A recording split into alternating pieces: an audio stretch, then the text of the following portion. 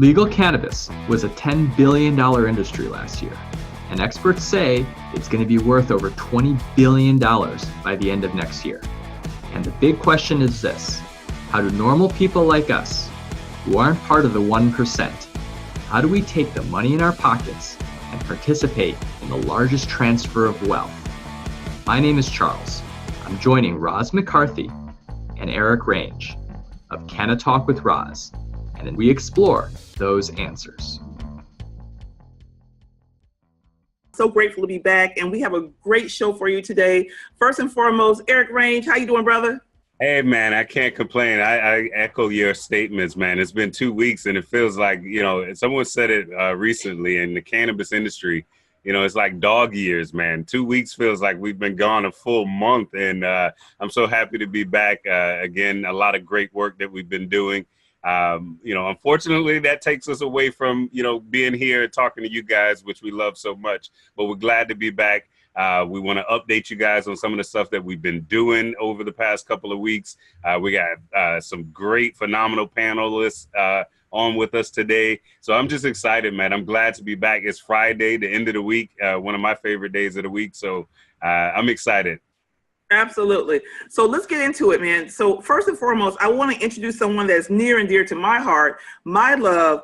I look at her and I'm so passionate about what she's doing, and she is definitely a model for behavior. This is Mrs. Cheryl Murray Powell, Esquire, who has been newly noted as the executive director for the Black Farmers Association. She also serves as our general counsel for Minorities for Medical Marijuana. She also heads up several different businesses, and she is a policy guru. And we're going to be talking about policy today, our lobby day in DC. We just came back from our lobby day, give you updates on what's going on from a federal level. But Cheryl, tell everybody hi, and just tell them a little bit about yourself and what you're doing, currently right now. All right. Yeah. Hello, everyone. I'm really glad to be with the Canna Talk with Roz on the show, and getting an opportunity to share with you guys. First of all, I always say Minorities for Medical Marijuana was my first job in cannabis, my first official organization, in-house counsel, general counsel role. And, my life has changed through the organization. I'm extremely proud of the work that we've done as a unit. I think we've reduced conflict within the organization, which has been able to propel us to do the good work that we've committed to from the very beginning. So just some background on me. I'm an agricultural and cannabis attorney. So I practice in both areas of the space. Between agriculture and cannabis, that's 95% of my practice.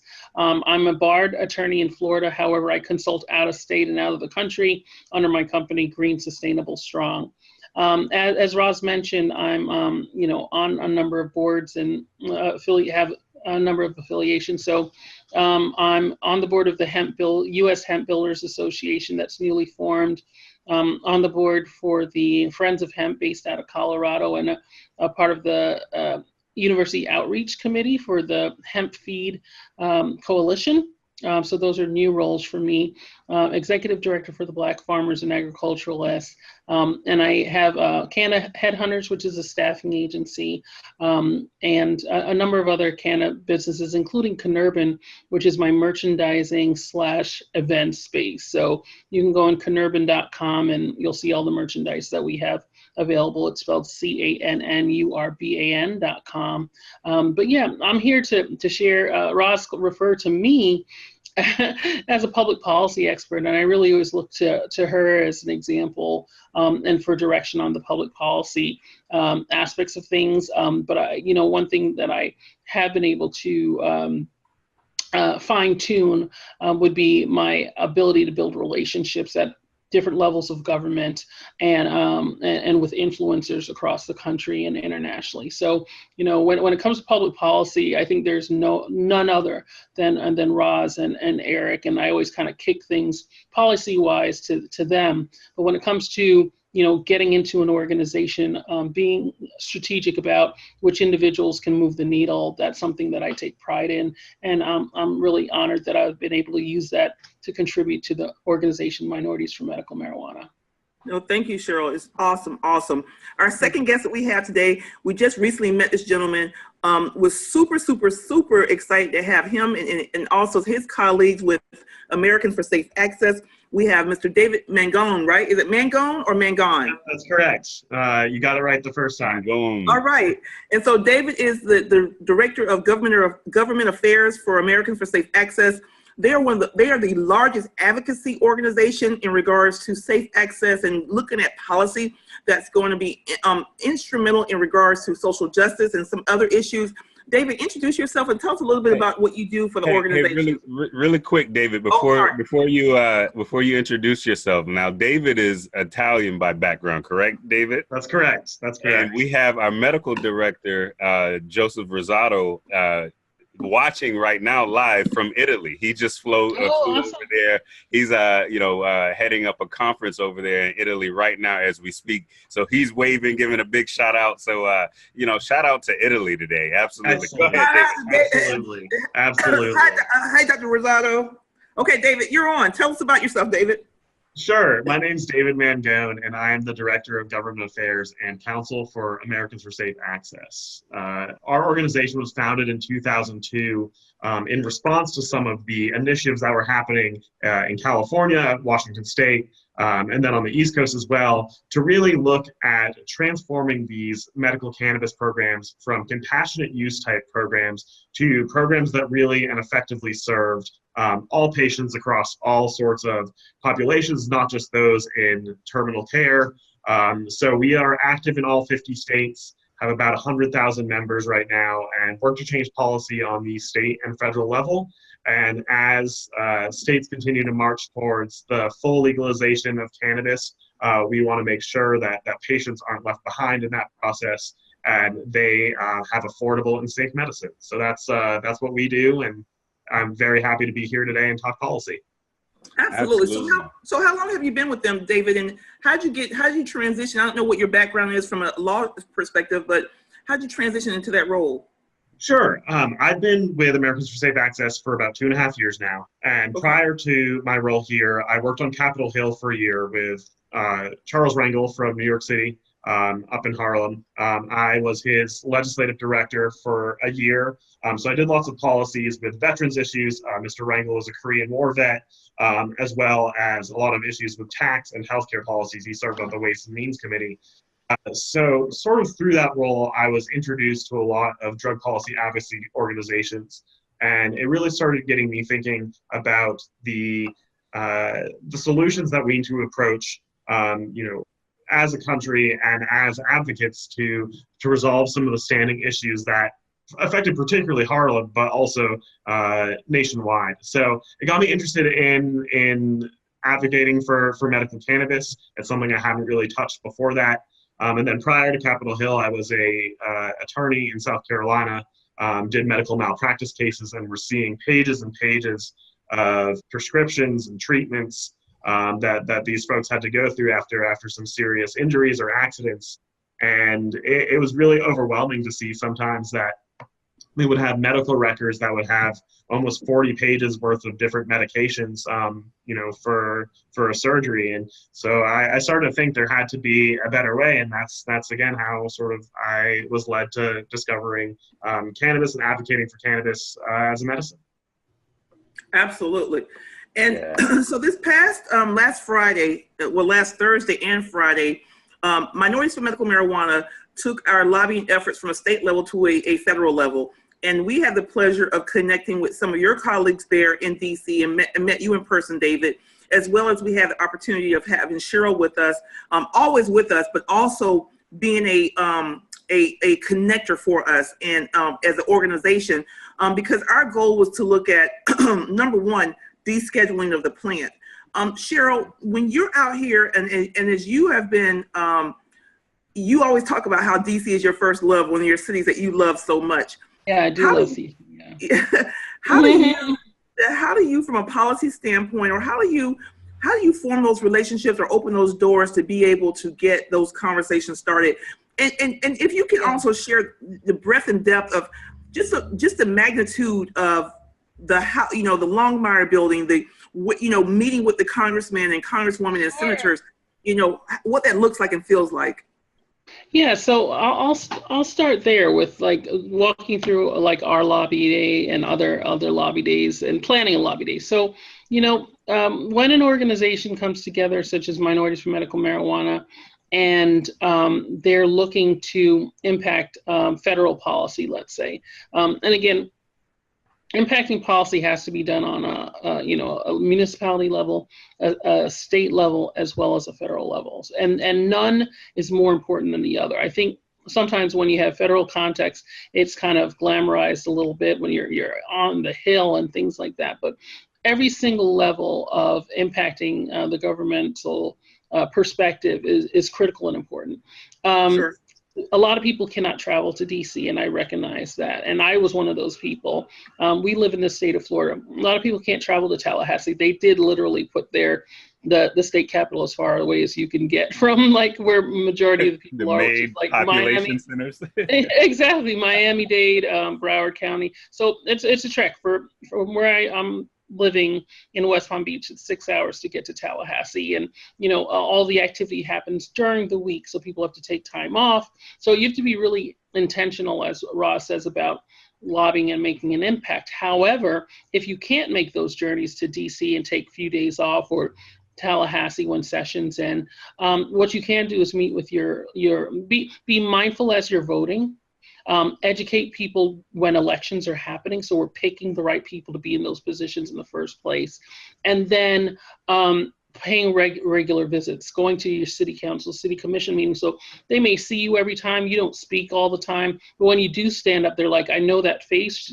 She or he has been here consistently every time we meet, or every other time we meet. Let's hear what they stand for, because I've been curious about that person in the room. And sometimes even at the municipality level, it's more impactful to our cause with regards to access for patients. And diversity in the industry, creating opportunities for young people, and geographic diversity. So I want to make sure I made the point about the fact that everyone can have this influence and this impact, whether you have the money to travel to DC or a sponsor, or you're just basically staying within your zip code. It is possible. When you're setting up these meetings, keep in mind that wherever you go, and whatever events that you go to, meet and greet people, network with people, write memorable things about them on the business cards that you're collecting. So when you recirculate through those cards and you're connecting with people, you say, oh, I remember we talked about your dog that does this, blah, blah, blah, blah. It'll make it more memorable, more impactful, more personal.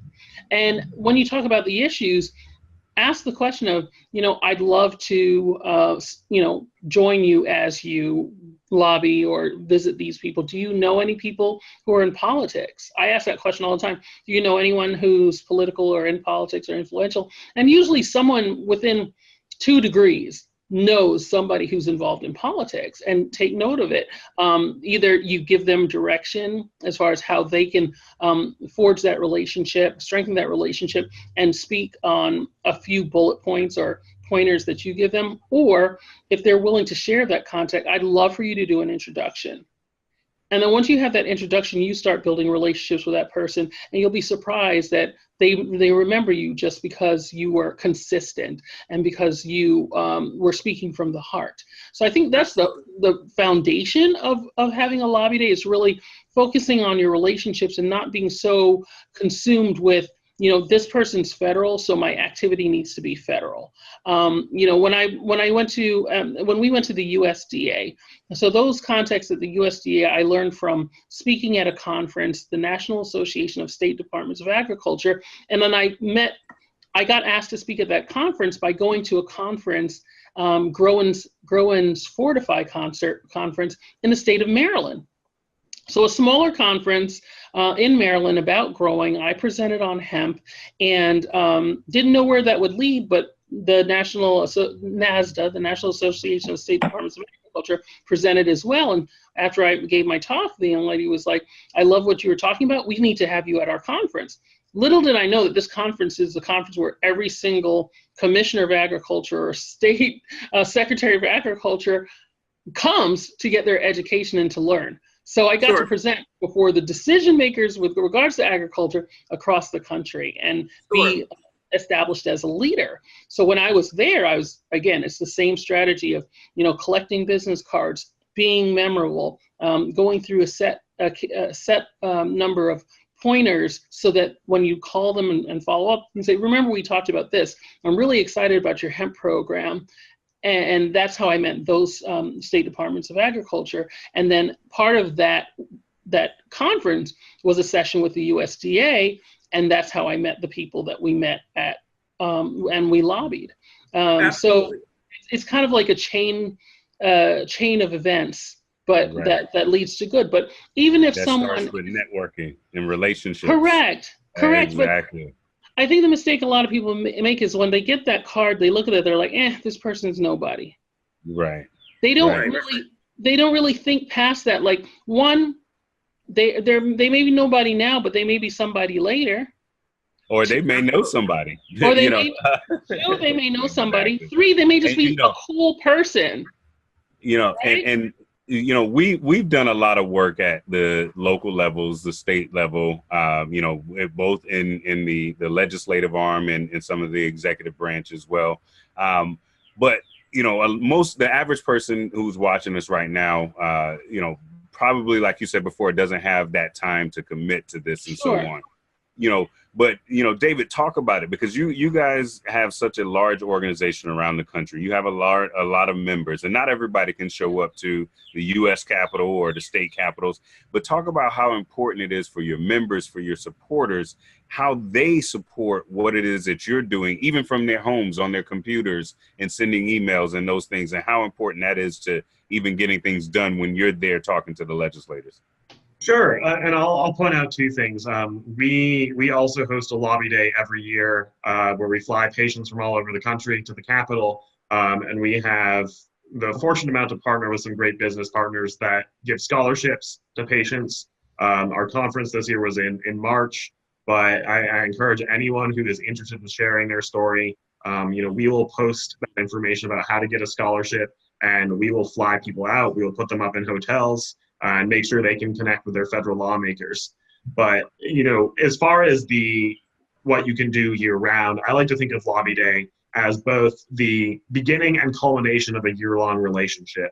The staff that you meet with, or the senator or representative that you meet with, it shouldn't be the first time that they've seen your name. And it's so easy now in the technological age to share your story and share your voice and share the information you have with your elected officials. We create sometimes form letters that people can send saying, put in your zip code, and this will, tell you exactly what bills to support or what vote to make. But there's also the opportunity to remember that all of the elected officials in the Capitol and in your local state house and in your city council, they're there because they're elected. And I think sometimes they forget that. These folks represent you, they represent your interests, and you need to make sure that they're reminded of that.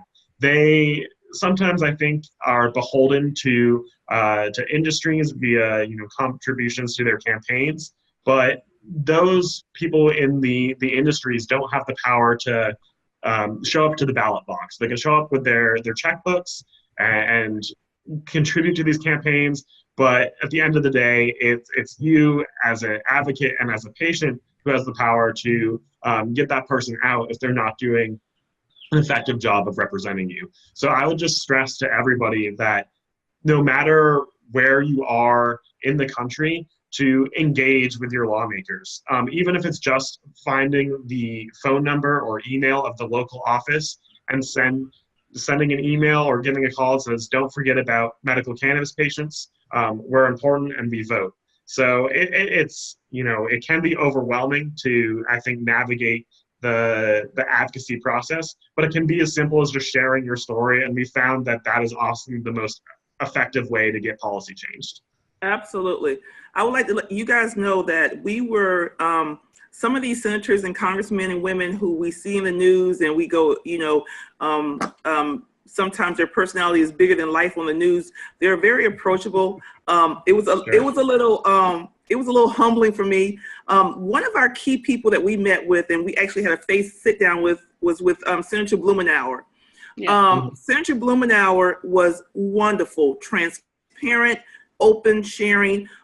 David, you've met with Senator before. Cheryl, I don't know if you got a chance to meet with Senator. I haven't, but I'm a huge fan, and I know we've lobbied in the past with the MCBA. I'm sorry, Congressman Blumenauer. I'm sorry, Congressman. Sorry, I'm a huge fan, and we've lobbied as an organization along with the MCBA for the extension of the Rohrabaugh-Blumenauer amendment, which allows for it basically takes the budget out for the enforcement against the medical marijuana industry.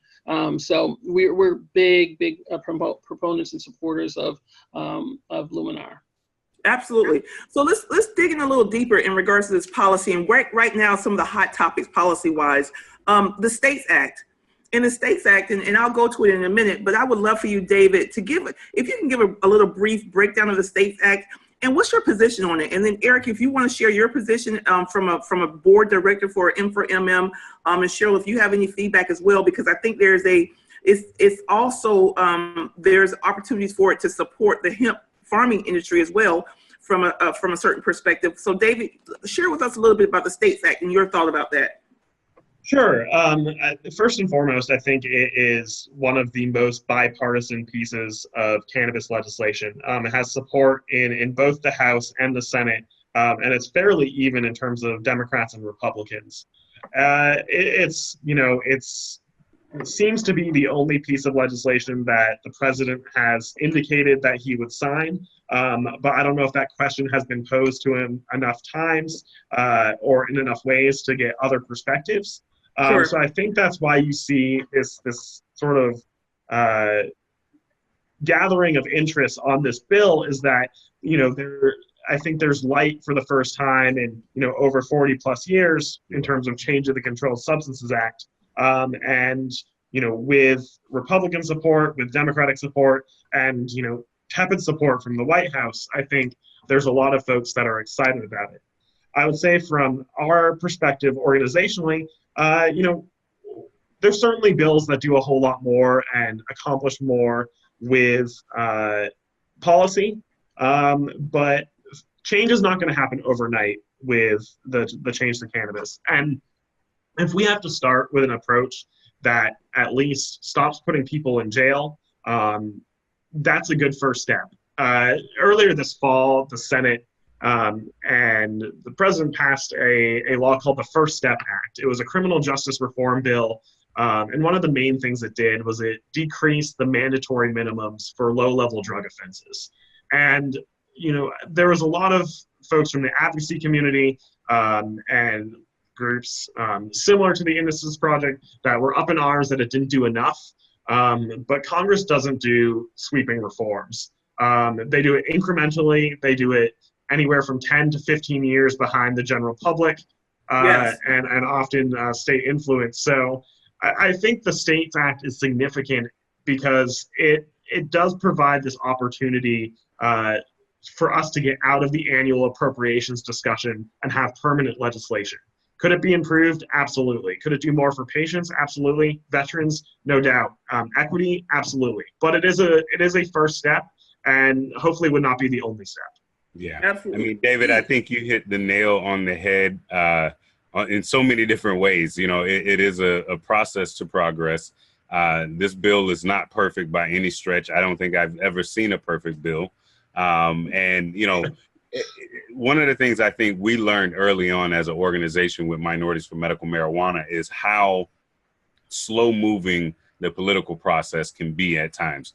And, that can be frustrating for a lot of people until you understand that it works both ways. It works in your favor when you're not in the majority, and it works against you when you are, so you can't have it, to me, that's a balanced approach. And I know it's difficult for a lot of folks. I remember the first time we walked into a legislator's office, we had a list of 15 demands like, listen, if you can't get us these 15 things, we're not moving on anything. And it was just like, okay, that list got chopped down to 3. And then before we left the conversation, it was like, okay, what was your top 1? And that to me was such a valuable lesson in understanding how this process works. And so I think the States Act, it moves the needle. Does it move it as far as we would want? Absolutely not. But you're absolutely right in the sense that we're moving beyond, we're moving the conversation from one part of the political process into a more permanent part, and a part where we can have greater influence and we can shape and mold it. Before we got on, I talked about how as an organization, Minorities for Medical Marijuana, we have built ourselves to be around for the next 20 years, to be at the table as legislation is being worked on and passed. For us, we understand that this is not going to be a sweeping legislation type of situation, and that we are going to have to come back time and time again. Cheryl talked about it in her conversation.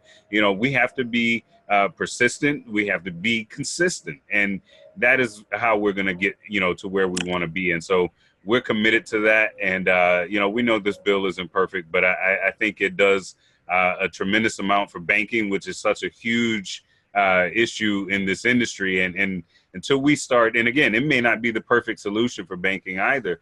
And I'm not suggesting that, but what I am suggesting is that we have to actually have the conversation, and we have to start moving on it. And I think this bill moves us at least, slowly but surely towards the right direction. And I think a seat at the table. Oh, sorry. I was going to say, people say a seat at the table. A seat at the table comes with a responsibility as well. And part of that responsibility, as Eric alluded to, is being able to identify what are the priorities and being able to explain to the masses that are behind you, because you're their representative, why we can't get everything at this time. So there is a responsibility to the other people who've had their seats for multiple generations. A lot of the time, their seats at the table for multiple generations. When we join the table, there's a responsibility with getting that seat so that we can retain it for our future generations. Absolutely. And Cheryl, while we're here on this point, if you guys are look on the screen, everybody that's watching us here, it says what the bill does. And if you look at it, it amends the definition of marijuana under the CSA Act, and you see all those numbers, to exclude industrial hemp. Talk about how important that is for your farmers who are now about to pursue their opportunities in the industrial hemp cultivating extraction industry right now throughout the country. Yes, thank you, Roz. I think it affects it on so many different levels. So when we talk about, one of the main initiatives of our organization, it is around diversity. And when you look at the industry as it stands right now and the opportunity for diverse participants, we continue to push for access to ownership positions in the marijuana industry, and that we will never leave that philanthropy, that desire of ours. We want to be catalysts in that space. But when we look at the realities of what's happening right now, and making sure that we get in before there really are only breadcrumbs left, when you look at the hemp opportunity, traditionally the price points for entering have been significantly lower, so more people can get involved. So when you look at hemp, there's the cultivation space, which affects our farmers. And I think legislators seem to be more sympathetic to that side of the business. However, that side of the business typically requires you to be a landowner or have access to land through some type of lease agreement. That poses a challenge to some people. So again, we're getting these subgroups. So when you think about people who want to enter the cannabis space, limited means, okay, sometimes that excludes completely the marijuana side of the business, as it does in Florida, because there's the $60,000 application fee. It's a full vertical environment. You can't just get a dispensary license. You got to do the whole shebang. So you have limited means. That whole area of the business is a no for you. But then you look at the hemp space, and we're excited about hemp. We're pushing forward legislation for hemp. But if you're not a landowner, then you need to find someone who's willing to lease to you. If once you get that lease, on most of the applications across the country, it requires that you're a farmer already, or you need to have your GPS coordinates. They may ask for your IRS Form F that you've been farming in previous years. Like the new Georgia legislation that passed, it requires you have a gate card, which really requires that you've already been farming. So if you have limited means and you've never farmed before, that portion of the industry you're excluded from. If you're not farming anything, a lot of the time, most of the time, if you're not farming anything, you haven't farmed anything before, applying for a hemp license, you're not going to get the cultivation side. So what's left beyond cultivation? The processing side. Processing requires funds too. Even if a cultivation license is less, like $500, et cetera, and so on, when you look at the processing licenses and setting up a processing plant and environment, and again, we're seeing more and more standards, GMP certification, those types of requirements, pharmaceutical grade expectations, that is also a barrier to entry. So the side that kind of remains accessible to all, regardless of whether you own land, regardless of whether you farmed before, regardless of whether you know how to get GMP certification, is the end product sales part. And that's why we have to be mindful of, when we're working on this legislation, that we're protecting the retail side of things. Because the retail is where people of diverse backgrounds can participate. The very wealthy can participate on the retail side, and then people can start a CBD business with 2 bottles. I know people who have started a CBD business by buying 2 bottles, selling them, and multiplying it till they had a store, and then opening several stores. That's like a real thing that's possible. So it's really, we have to be cautious as we're sculpting this legislation, that we're remembering everyone throughout the value chain. And we have, and I know I have, and very recently been in a position where there's a bill and it has to go in for medical marijuana patients to get legal marijuana. However, there are provisions in there that don't protect retail, that make retail extremely prohibitive. So what do you do as an activist? Do you kill the bill, which will leave marijuana illegal, in order to make sure that people who are selling CBD and retailers can continue and they don't get their stores shut down and don't get arrested? So whose arrest is more important to you? I say that's where the relationships come in. That's where the conversations with local lobbyists and the legislators come in, so they understand that I can't choose between the medical marijuana patient and the CBD retailer. We have to harmonize it. And this is the rationale for the States Act. My position is that it's a football game. We have to progress down the football field 10 yards at a time to get that first down. And we do believe that the hemp as an industry, it can be quite a bit of opportunity for farmers that have had crops that have been decimated because of storms and things of that nature. Yes. So I'm happy to see the language will exclude hemp out of that, in regards to marijuana and hemp are not looked at as the same thing, which will help banking and will help business enterprises who are looking for loans for their businesses. So that's my position on it. And as we go on, David, do you know currently right now, is it sitting in the House? I mean, it passed the House. Is it sitting in the Senate side right now, or is it, where are we sitting on it right now? Do you know? It's just getting co-sponsors right now. There's been a few pieces of legislation, 2 related to veterans that have gone through a subcommittee hearing, and then the banking legislation has gone through a subcommittee hearing as well.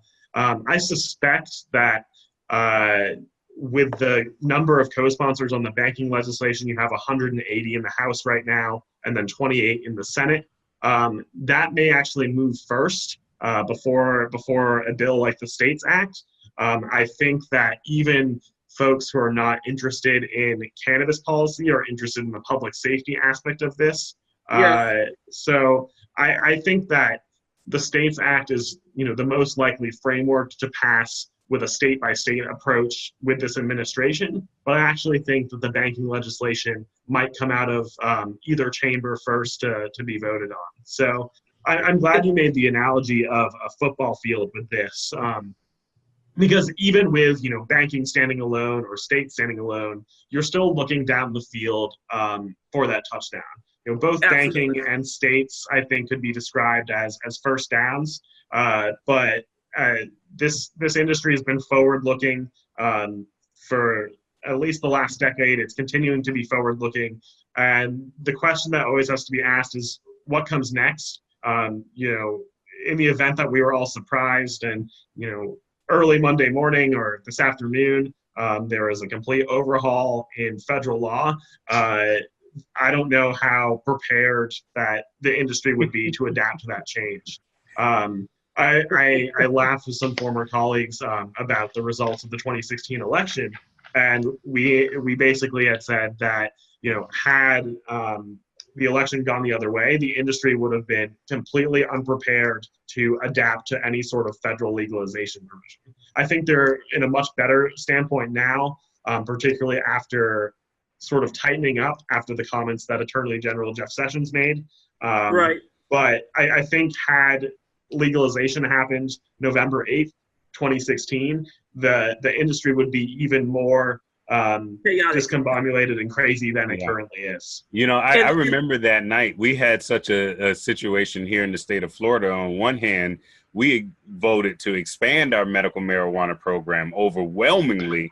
And we also voted for Trump that night. And so the industry in Florida was growing, and we still haven't figured that part out here in Florida, while at the same time starting to see some things shift at the federal level and not knowing how things were going to shift at the federal level. Jeff Sessions coming into play, Trump making some statements in favor of cannabis, and then, you know, you're absolutely right. I think had that night, you know, it gone in a different direction, the industry would have been a little bit, chasing its tail, trying to figure out what to do.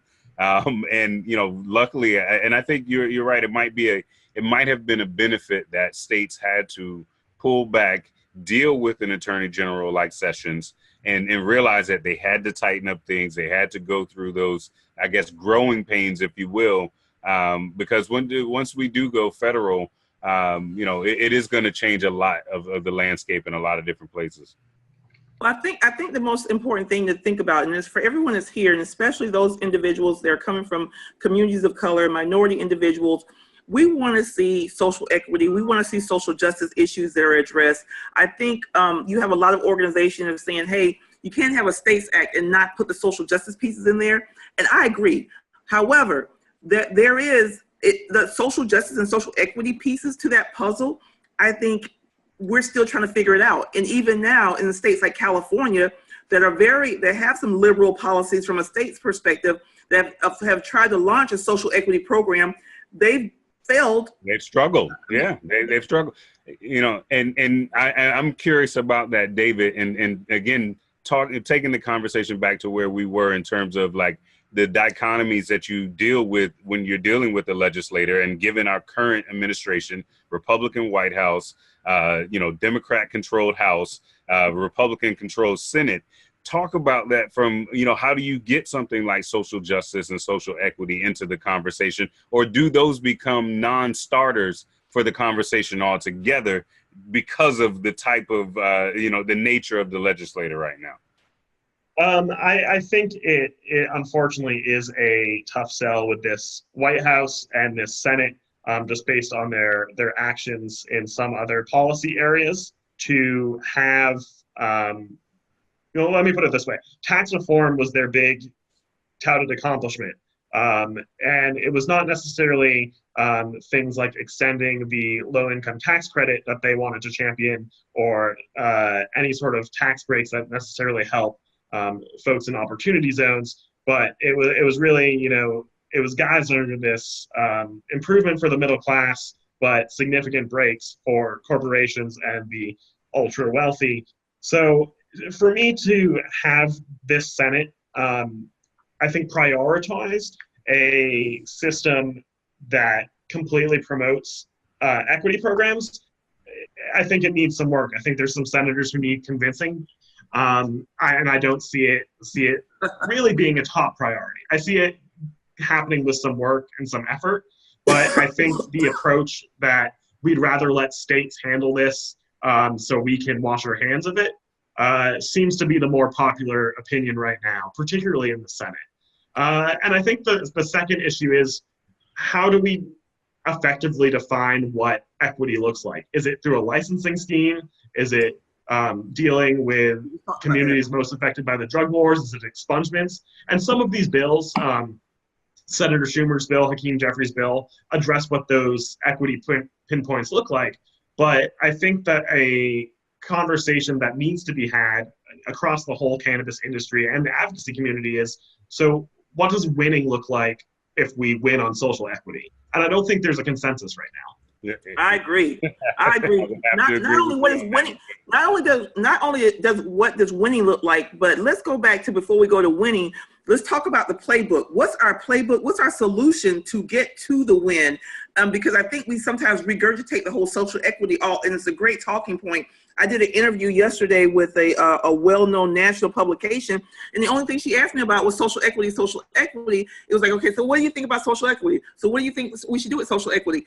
And so we're trying to figure out what are our solutions to address, and how do you define a social equity applicant? And I look at it as a holistic approach versus just a social equity from a business standpoint.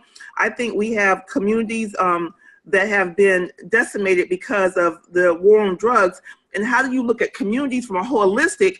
That means youth, that means community reinvestment, that means individuals that live in the community, that means targeting issues, things of that nature, and all of that's not going to happen overnight. And so I want to flip it back to you, Cheryl, right quick, because I'm going to pose this question. Talk about the power of, if a state if you have a legislation that goes that's pushed at the federal level that says states, you now have the opportunity to dictate how you're going to manage your program. Tell everybody how important it is to then at the state level be engaged with your state, your state representative, your state senator. Talk about how they're so open to, now you have them where you are now able to kind of mold them in the shape you want to go into. So just imagine if they give the power to the state and you have that connection with the state, even on the R side or the D side, you can maybe push policy towards where you want it to be just because of those relationships. Yeah, I'm going to just add one little thing to the equity conversation. One of my most recent lecture series, I talk about really the next step for us is to getting out of the mindset of correcting and focusing on advancing. And I think that's been to the detriment of the industry overall, and specifically equity programming and inclusion programming. Is we're so focused on what what hurt us in the past. And I'm not negating history. I'm saying the immediate hurt, the immediate pain. Like, we didn't get this last session. Not talking about the histories of oppression, the history and centuries of oppression, but specific to that. And then we try to correct that one thing. And by the time we correct that thing, strategically, our opposition is way ahead, and they're planning the next thing for us to correct. We got to shift and get out of that mindset of, we're going to correct this one thing, and really think what would really propel and advance our industry and our efforts with regards to true inclusion, true diversity and inclusion. So that's infrastructure for it. Yeah, absolutely, like an infrastructure for it, but really being strategic thinkers and not getting caught up on what we missed last time, what they cheated us out of last time. We have to think, we got to stick to our strategy, not just focus on the one thing we need them. How do we win now? So that's my point on that. I think there's been enough equity programs that we can possibly get some funding and look at historically what the results have been. And when David was talking about, there's some minds that need to be changed. I think when we're trying to change minds and hearts, the people's stories are really what I fall back to. And we have enough people who've won equity licenses that we need to really circle back and say, you were issued an equity license in, Sacramento or San Francisco or, Los Angeles. Let's hear your story. How's that been? What were your challenges? And really raise it to the forefront. Are they successful? Have they been able to build multi-generational wealth for their family or not? Did they sell it as soon as they got their equity license? Did they sell it and then now they're still impoverished? We need to really take a look at that and highlight the pros and cons so that the legislators, the lawmakers really understand it beyond the word equity. Like it becomes a three-dimensional thing, a living thing for them to understand and relate to the people who voted for them to be back in office. Now, to your point, Roz, the question that you asked about relationships within the states, I'll give you an example that's happening right now. So we are very involved with the legislation in the state of Iowa. I've gone back and forth to Iowa to, attend the cannabidiol meetings. They have an Iowa cannabidiol board. I would go every quarter, attend the meetings. The board members knew who I was. I have those relationships. The patients who would show up and give their testimony, I have those patients.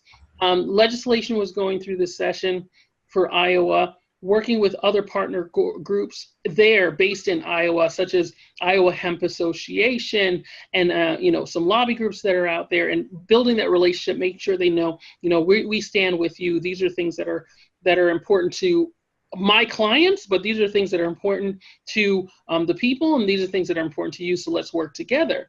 So we were successful in passing Bill 599, which legalized hemp. Huge win for the state of Iowa. And this week, the governor issues a letter saying, oh, yes, we legalize hemp, but this is why it doesn't include CBD. And she's literally trying to write law from her notebook, from her letterhead. So that's when those relationships are key, because it's like having observed what's happening across the nation, it's clearly, one, an overreach, two, it's almost like a silencing of the legislative process and separation of powers. Sure. So if the legislators meet, they argue, they fight things out, they pass a bill, and you sign it as a governor, then you're going to issue a letter later to negate what is law? No, a letter from the governor is not law. Yeah. What comes through the legislative process is law. But at that point, what do? I don't even live there. We reach out to those relationships and say, hey, did you know this was going on? Is there anyone that we can have a conversation with? Do you know where this is coming from? And that's when those relationships are critical, because at the end of the stroke of a pen are arrests, seizures of product. And then at the end of an arrest, like people are like, oh yeah, people got arrested for this because this letter was written, et cetera, and so on. It's not that simple. When someone's arrested, their freedom has been taken from them. Mm-hmm. They are put in a posture of having to fight to prove that they were right in the first place. Sure. They have to pay thousands and thousands of dollars to an attorney, or more than one attorney, unless they're sponsored for their legal case, to prove that they were right in the first place when the law is clearly written that they were right. Yeah. And these situations are so contradictory to what America is all about. And I think when we think about, one of the things I like about putting the ball in the state's hands, one, we've already kind of started with the states, crafting what has been best for them. And I've always believed that when you get local people involved in a state, then you're going to get something that works out best for those people in that state. So I like having it at the state level. And I think it allows us to address that question about what is equity, to David's point earlier, at a state level, because that's going to look different everywhere you go. In Florida, we're gearing up this summer to do some things with workforce development. That's a part of equity. Not everybody is going to, that comes from communities that have been, ravaged by the war on drugs, who have either been arrested themselves. Not everybody is going to come in and start their own business, but perhaps they can go and work for a company in the industry, and that also brings resources back to their neighborhood. Perhaps we can make sure that when we're setting up these processing facilities for industrial hemp or for medical marijuana and so on, that we're doing them in opportunity zones. We're doing them in areas that have high prevalence of unemployment. We're doing them in areas where folks have a background and skill set in manufacturing, and those manufacturers have disappeared. We can do this in a smart way that impacts our communities, and it not have to be about always just the business side of equity. And so,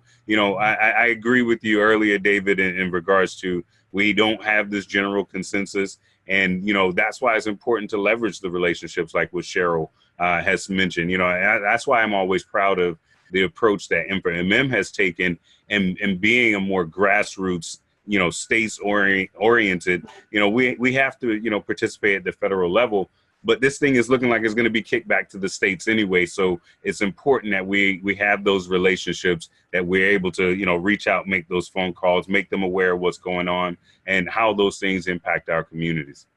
Absolutely. One thing I'd like to say, Cheryl, you just gave me a brainstorming idea, because the part about we need to hear from the equity folks now that have what they're going through. David, I challenge American for Safe Access to work with InfraMM, and let's figure out how we can capture those stories. I think that's a brilliant idea.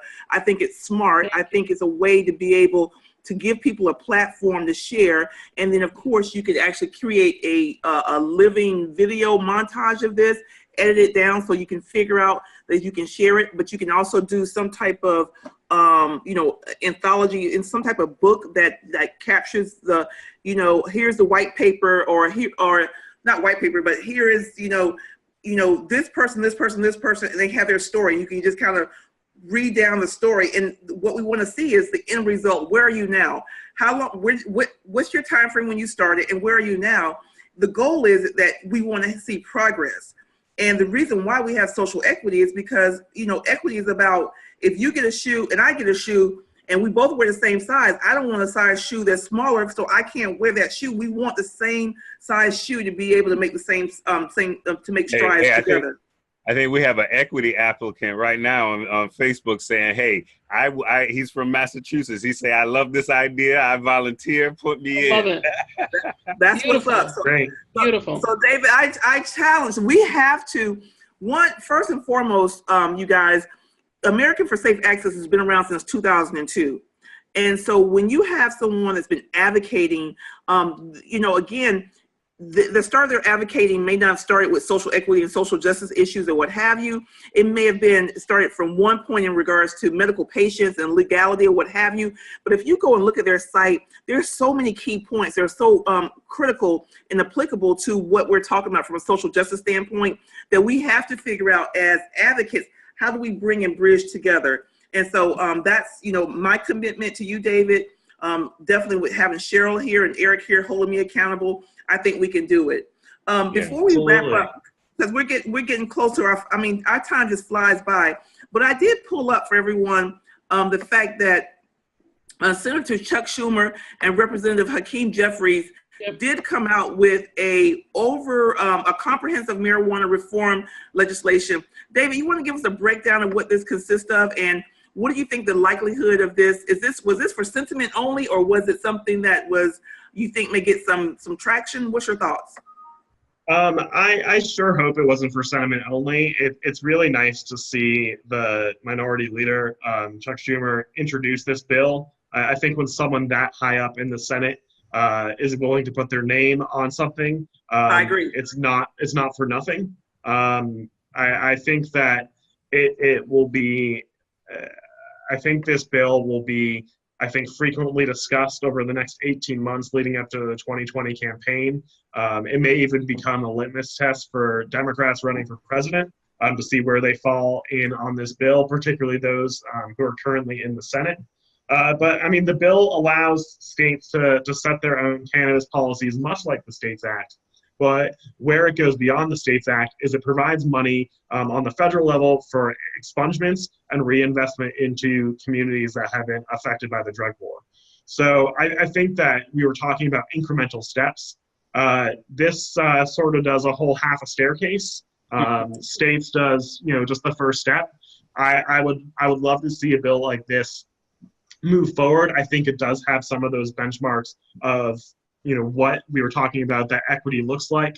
But I agree with Cheryl, though. This bill is almost entirely focused on correcting wrongs rather than advancing.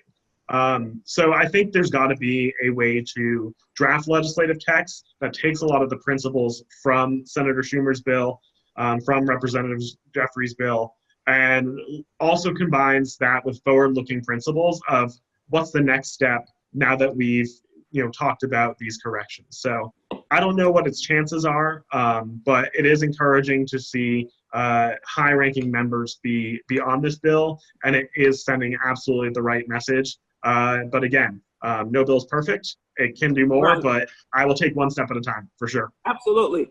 So if you guys are out here, you're on Facebook, if you see this, the Can I Talk with Roz this week, share it on your page. I encourage you, send an email, send a letter to Senator Schumer. Let him know you support the Marijuana Freedom and Opportunity Act. Send something to Representative Jeffries. I met Representative Jeffries in New York earlier this year in February. A good friend of ours, Gia Marone, with GVM Communications. She was the co-sponsor and founder of the Emmanuel Baptist Church, their cannabis education piece. I don't know if you knew about that, David. And it was huge. And Representative Jeffries was there giving greetings because it was definitely in his district. So this is not the first time he stood up, but I agree with you. Having Senator Schumer, who is the minority lead, so he's not just on committee, he's the minority leader in the Senate at the, at the highest level federally. He has put his name on this bill, and I think it's huge. Yeah, absolutely. And David, I love I want to thank you and Americans for Safe Access again for partnering with us on our lobby day. We did stop by Jeffrey's office when we were there as well, and talk to his team as well. I'm looking forward to a great partnership with you guys. You guys have been doing this for some time now. I think we see the world very similar, and the way that Cheryl laid it out in regards to how do we set the groundwork for what this is going to look like down the road, and keeping in mind that there's some folks that have paid the price for this, and that we need to find ways to include them in the process and find ways to make sure this trickle down to those communities. But we can do so in a way that doesn't alienate different communities and rather brings those communities together. So I look forward to working with you guys. I think you guys are doing great work. I thank you again for being on today. I know we're over time now. So Cheryl, thank you. Hey, we got before we go, Cheryl. Plug my event. David has sent us a link to the current cannabis policy for the 116th Congress. There is a congressional cannabis caucus. So if you Google that, there's new members, there's new chairmen for that caucus. I encourage you guys to reach out to them, let them know what you think and what you feel. It's the Congressional Cannabis Caucus. Google it, you'll find it. It comes up. Whoever the members are on that caucus, reach out to them directly. Cheryl, thank you so much for your passion, for just the brainstorming idea. I literally wrote my notes down, and it says, no more correction. How do we advance? How do we create solutions? And then David says, what does a win look like? And that is going to be our mantra. So blessings to both of you guys. Thank you. Roz, yes. I was just going to ask if anyone's in Florida, join me at the Cannabis Agricultural Symposium. Yes. Go on Eventbrite and type in Cannabis. It's tomorrow in conjunction with the City of Lauderdale Lakes. It's about agriculture, but there is a hemp roundtable, and there is also a medical marijuana roundtable as well. So thank you so much for having me. No, absolutely. So make sure we put in our comment section. I don't know if we had any questions or what have you. Put in the safe access there. CANN Canna Urban or Can Urban? Cannurban, CANNURBAN. Go on Eventbrite, type in Cannurban, and the event will come up, and it's tomorrow with the City of Lauderdale Lakes. I kept the tickets intentionally low. They're only $20. Today they double in price to $40, but still a lot less than most conferences are, because we want the community, the people to be informed, educated, and to be a part of what's about to happen. Absolutely. Thank you, Cheryl. Thank you, David. E-Range, take us home, brother. Hey, man, as usual, the conversation is always very, very rich, and that lets you know we have some serious value here. We try to bring you the best value each week. We thank you guys for tuning in, taking time out to listen and learn. We thank our guests for being on. And this has been a great week. As usual, my wish for you this weekend is you go love on your family, spend some time, get some rest, and let's hit the ground running next week. And next week, we'll see you again on Can I Talk with Roz. See you guys. Thank you, guys. Bye, guys. Bye-bye.